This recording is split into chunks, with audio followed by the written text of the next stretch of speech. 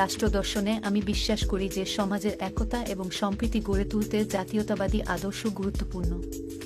খ্রিস্টান, বৌদ্ধ, হিন্দু বা অন্য কোনো ধর্মের জাতীয়তাবাদী আদর্শ সমাজে একতা এবং সহমর্মিতা উন্নত করতে সাহায্য করতে পারে। আমাদের সমাজে প্রত্যেকের মূল্যবোধ এবং মর্যাদা মানা উচিত, যাতে সমাজ সমৃদ্ধ এবং সমন্বয়শীল থাকে। রাষ্ট্রদর্শন একটি গভীর ধারণা যা আমাদের জাতীয় দায়িত্ব ও উদ্দেশ্যের সাথে সম্পর্কিত। এটি আমাদের প্রেক্ষাপট এবং দৃষ্টিভঙ্গির উপর নির্ভর করে, যা আমাদের সমাজের উন্নতি এবং সমৃদ্ধির দিকে নির্দেশ করে।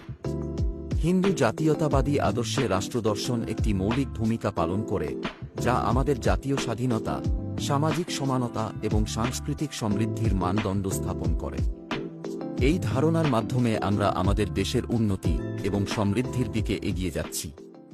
রাষ্ট্রদর্শন এটি একটি গভীর ধারণা, এটি আমাদের দেশের জাতীয় কর্তব্য এবং আনুগত্যের উপর ভিত্তি করে। এটি ভারতের হিন্দু জাতীয়তাবাদী আন্দোলনের সাথে যুক্ত এবং জাতি একটি ঐশ্বরিক সত্তা যাকে অবশ্যই সুরক্ষিত ও সংরক্ষণ করতে হবে। আমাদের দায়িত্ব এবং মানবিকতা এই ধারণার মূল উদ্দেশ্য। এটি আমাদের জীবনে একটি গুরুত্বপূর্ণ ভূমিকা পালন করে। জাতীয়তাবাদ আমার জীবনের একটি অপরিহার্য অংশ। আমি গর্বিত হই আমার দেশের ঐতিহ্য, সংস্কৃতি এবং জাতীয় পরিচয়ে। হিন্দু ঐতিহ্য আমার জীবনের একটি অমূল্য অংশ, যা আমাকে আমার জাতির সাথে সংযোগ করে।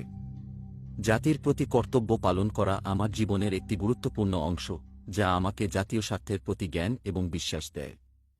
জাতির সুরক্ষা এবং জাতির জন্য ত্যাগ, এই দুটি মূল পদক্ষেপ আমাদের জাতির উন্নতির পথে গুরুত্বপূর্ণ।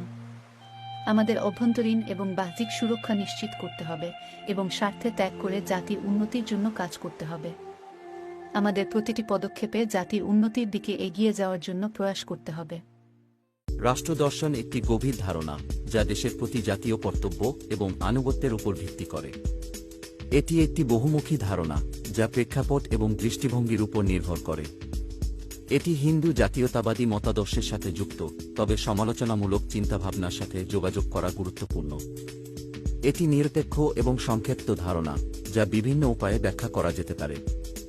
ধারণাটির মূল উদ্দেশ্য হল দেশের উন্নতি এবং সমৃদ্ধির উদ্দেশ্যে মানুষের একতা এবং সহযোগিতা উন্নত করা।